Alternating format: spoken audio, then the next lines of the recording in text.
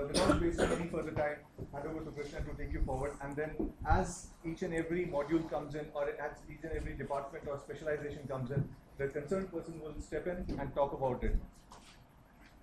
Thank you. Thanks. Hi, good afternoon, everyone. Good afternoon.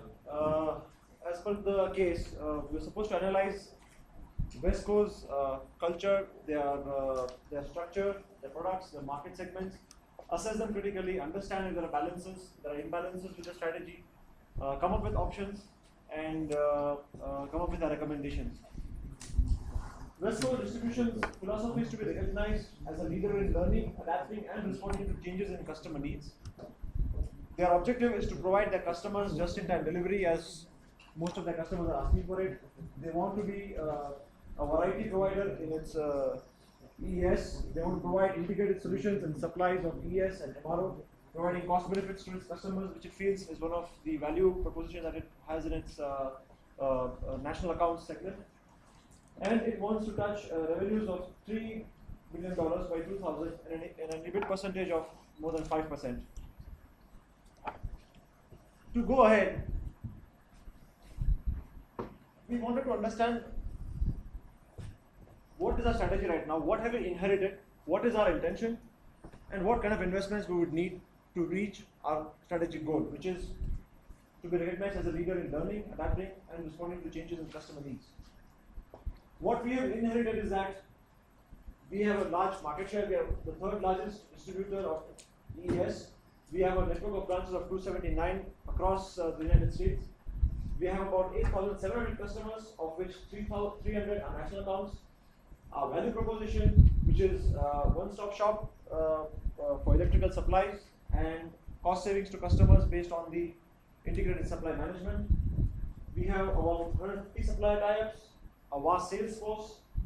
We've had some problems with our national account managers. We have also some concerns in terms of business strategies, where we are also talking about approaching some clients where our contractors may not be happy and we might lose one of our customer segments. We are currently growing at a 16% of top line based on annualized financial numbers for the 5 months of 1997. And we have a market share which is presented in Exhibit 5 and 6. We control market share in the industrial supply segment. Our intention is, like I said, to reach $3 billion sales by 2000, about 5% EBITDA. Our sales growth we want to achieve for 1997 is between 6 to 8%, and we want to achieve an increase of 12 to 16% in our profitability. We want to develop total integrated solutions for our customer. We want to better manage our national account managers and our national accounts. We would like to anticipate customers' needs and trends and reassess our value proposition to our customers. We would not only like to retain our customers, but to gain new customers as well as regain the lost customers. And we would also want to understand whether our choice of customers, our market, is really the segment that we are catering to right now, whether it really fits our strategy or not. So what we have done is we've just tried to understand whether there are what balances and imbalances exist between our current business processes and our strategy. We can clearly see that there is a gap which exists between the company's internal business process and objectives. We're talking about providing integrated solutions to our customers, whereas our network does not support, our infrastructure does not support that. We don't have a system whereby the 279 networks are interlinked and we can provide deliveries to our customers in time. The sales force is not completely catering to the needs of customer requirements. The history of the organization has been that it has built up by engaging with contractors, which is transactional in nature, and it's by contract. And now we have evolved this concept of getting into building national accounts so that we have long-term contracts. But our customers' mindset is not that. They do not believe we need to change their mindset because that is not in line with our strategy to understand customers' needs and provide them the solutions they require. Our branches operations are not aligned with the corporate objectives. We talk about providing integrated solutions, but we ourselves are not so integrated to be able to provide just-in-time deliveries. The agreements that we have with some of our national accounts are product specific, whereas now we want to move from being product specific to customer specific. And currently, if you want to concentrate on our national accounts, we don't have the required amount of manpower. We've seen that our national account managers are stretched. A lot of their time goes in just pure management, and therefore new businesses is suffering. Some of the balances is that we've launched this national accounts program in line with our strategy. There's a lot of autonomy and empowerment to the branches. We have good supplier relations and have leading brands in our portfolio. We have achieved our for the first 5 months on an annualized basis. We are in line with achieving our revenue and profitability targets, and our presence in 279 locations. So what we propose to do is, if we want to be able to provide this just-in-time deliveries, be an integrated supplier, and also understand our customers' needs, what is it, like I said, in our investments? We need to make some investments in training and educating our current sales force, changing their mindset in terms of responding to customer needs. We need to invest in manpower.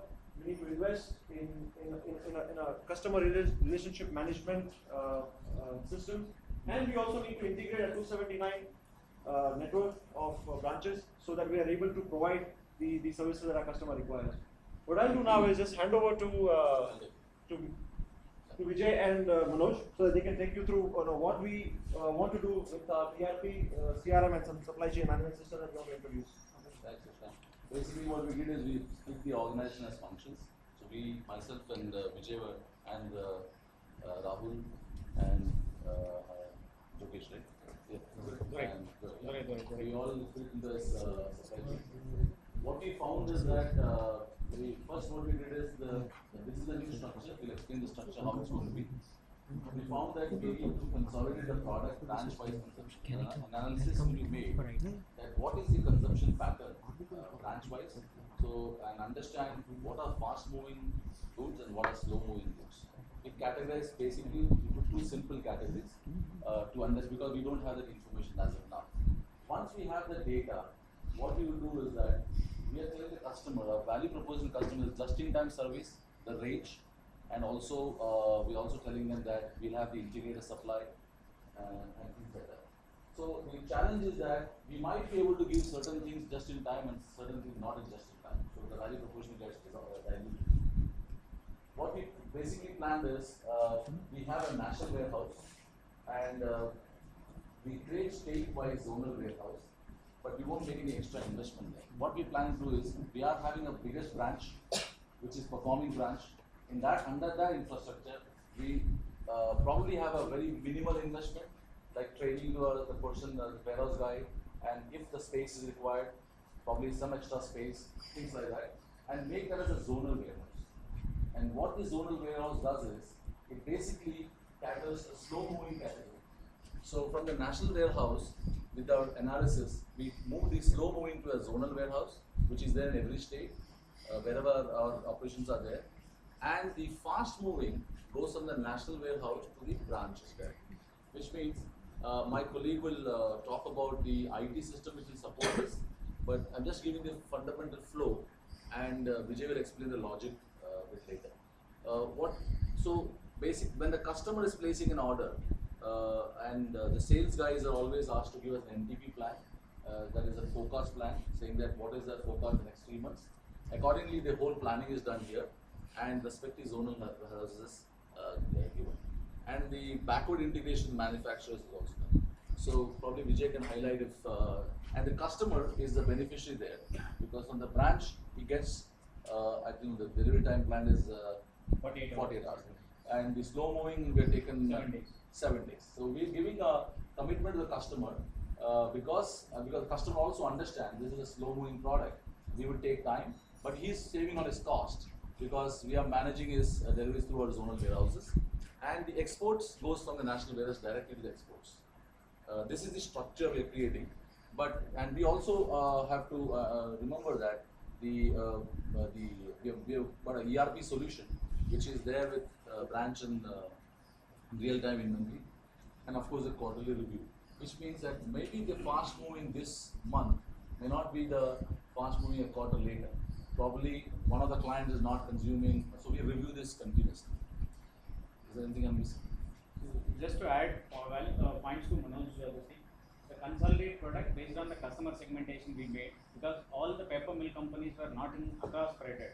So the specific region basis, the consumption particular to the industry will be different and no need to keep across the location. So that's a concept, and wherever the products which is, we want to cater for all the needs of the customers. So we can't keep all the products in the branches which will incur an inventory which is higher levels. To reduce that, we want the slow moving and fast moving identification, and slow moving will be a zonal. Any moment the branch can able to access and can be delivered in a week's time to the respective branches to work on. And That's the idea of and the branches will always carry 2 week stocks of the fast moving, because the moment these stock levels are coming to the 2 weeks mark, the system generates Automatic replenishment. automatic replenishment 2 weeks to these warehouses. And one of the things we are planning is, we are a $2 billion company.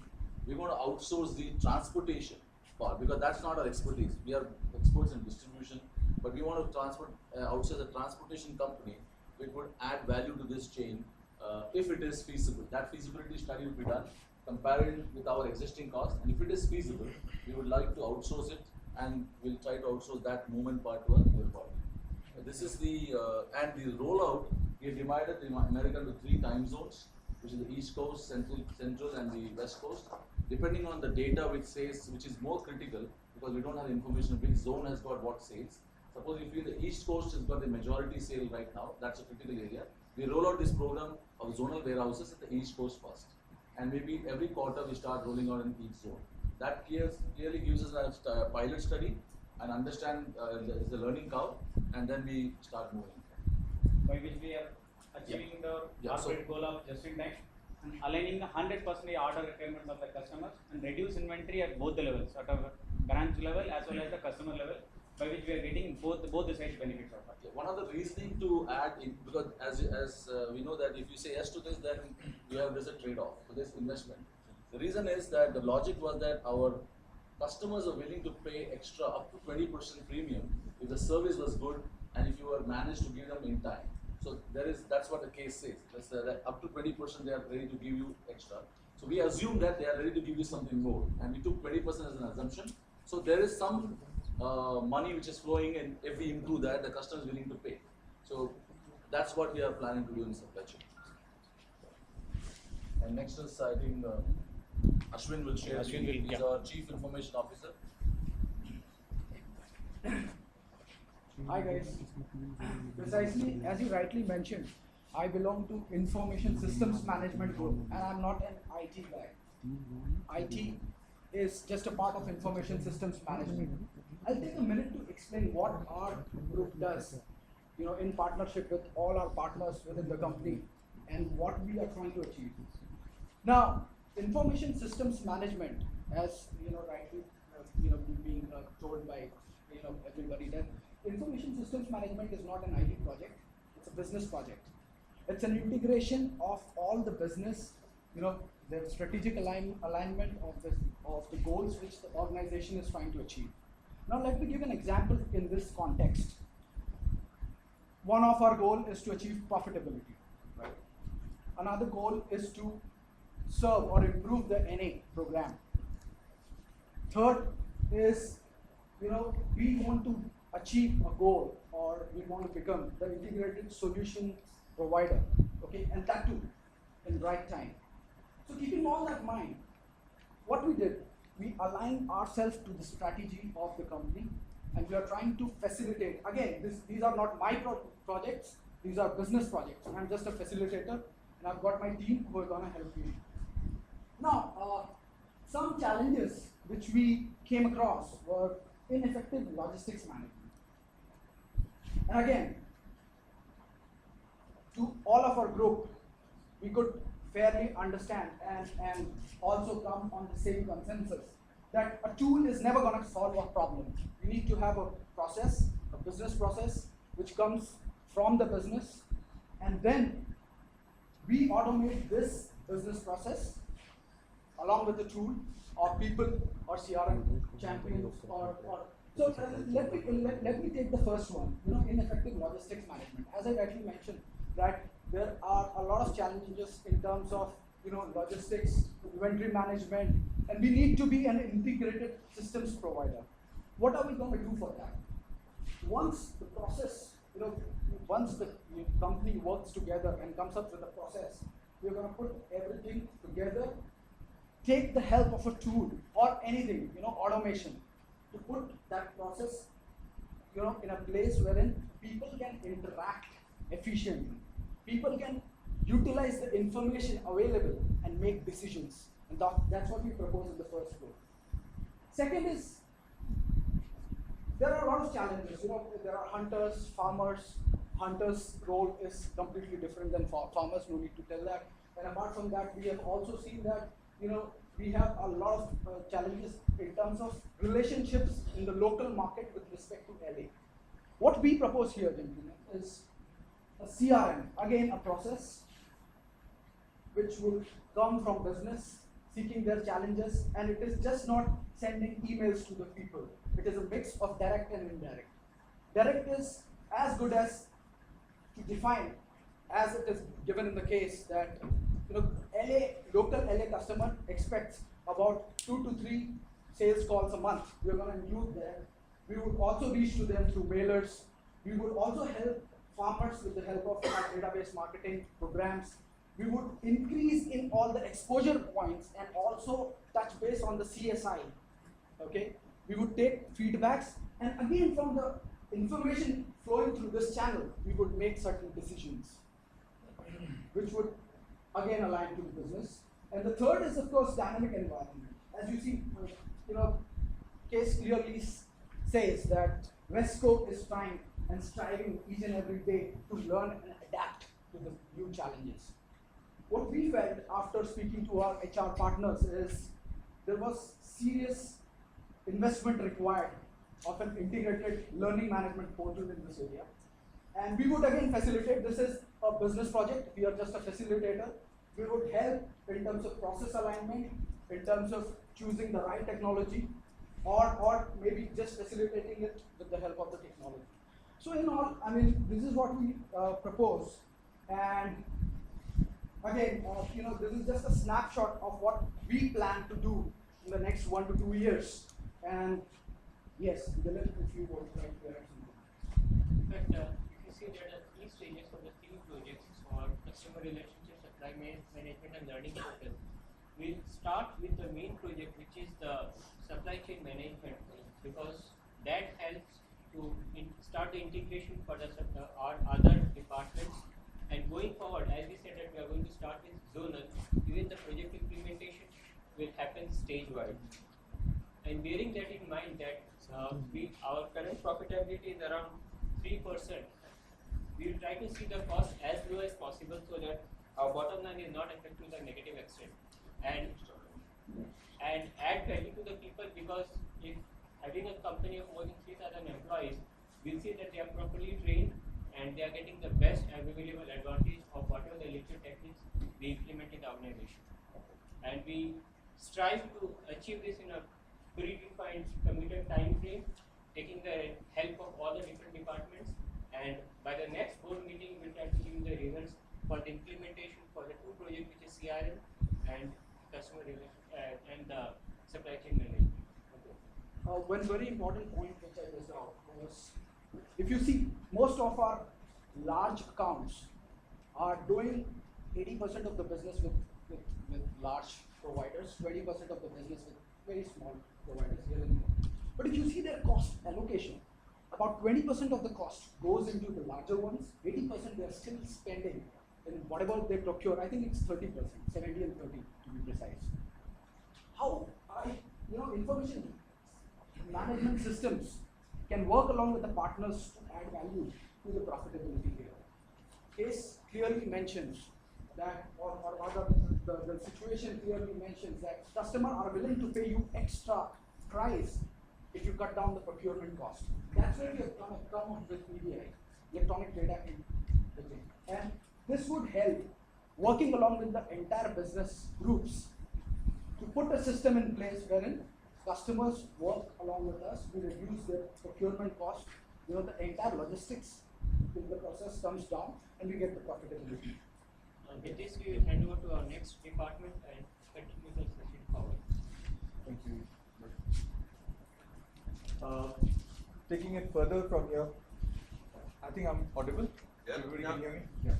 Okay. The basic objective is in sync with the corporate objectives, which is to ensure the sales through NAM increases through not NAM, sorry, national accounts.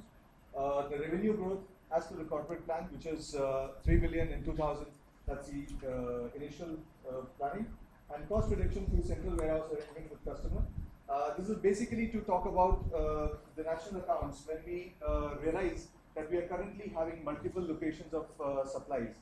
There are certain accounts who have presence in different regions, however, they also have a central warehouse. So the intention is to move forward and partner with them in terms of sharing the cost with them so that they have their own internal systems of distribution which can help us further reduce the cost because it will be one point of delivery. But it is not all across. Wherever the possibility is there to sign up the annual agreement with them.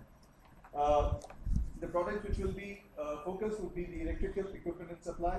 MRO is an area which has come to our knowledge, though it was not in a big way, but it has been realized that that our customers require these products. Our customers require these services, and hence it has also proven that we have been making enough money to be able to justify a diversification or the change of our goals in this particular perspective, and value-added services, as we said.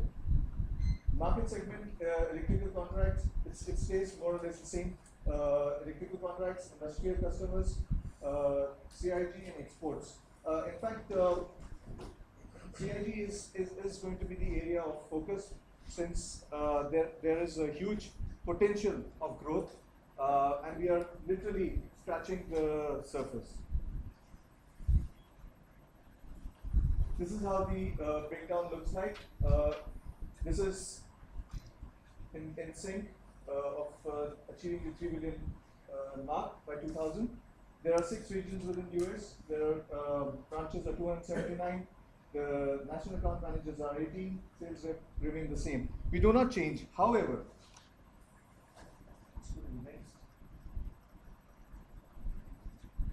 what we are going to change is the goalpost slightly when it comes to the the national account management overall.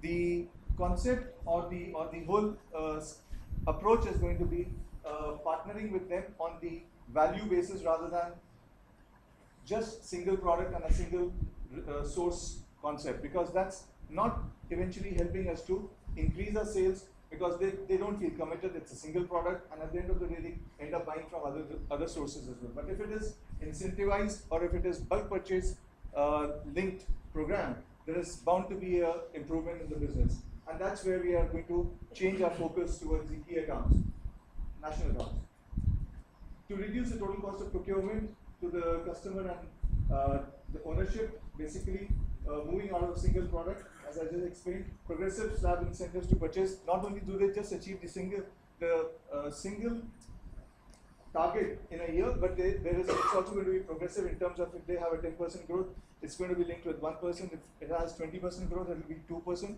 and thereon. So that they do not stay back in terms of giving us the growth, and they feel that it is a part of their whole business model, because we have realized that the competition is still very strong with them, and we are not getting the share of that pie, and we would like to take as much as possible. So this is the first step towards it, and as time progresses, we are going to continuously evolve over it. Another very important factor which has been realized is that our national account managers are working out of the head office, and they need to be working very closely towards with the customers. They need to be relocated. The objective is not here cost saving. The objective here is better service to the trade, understanding the customer needs much better and closely, and at the end of the day, it makes benefit to the company in terms of reducing the cost, traveling time, and their own interpersonal dialogues or the communication with the trade and with the sales rep who are currently not directly reporting into them would also improve the overall visibility, availability, and sales. And it helps us to further increase our range sale or the areas of products that we are wanting to focus on. To get into I've already explained about the central warehouse delivery, it's the same that I explained. With this, I'll hand over to Usha, Human Resource Director. Hi everybody. Am I audible? Yes. It's 25, 25.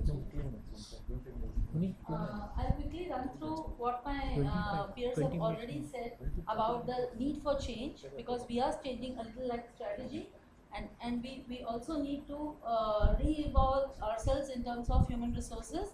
So being a progressive company, we have met with all the functions and we have identified certain challenges that are coming over here in the complete Wesco team, and these are the challenges that we face. That there is a hunter's mentality which is observed amongst customer reps, which is fine, but it is leading to a loss of focus on industrial customers. The same branches serving all of them. Then specific branches serve specific segments, resulting in customer negligence, hence loss of sales opportunity. So we need to expand this horizon also.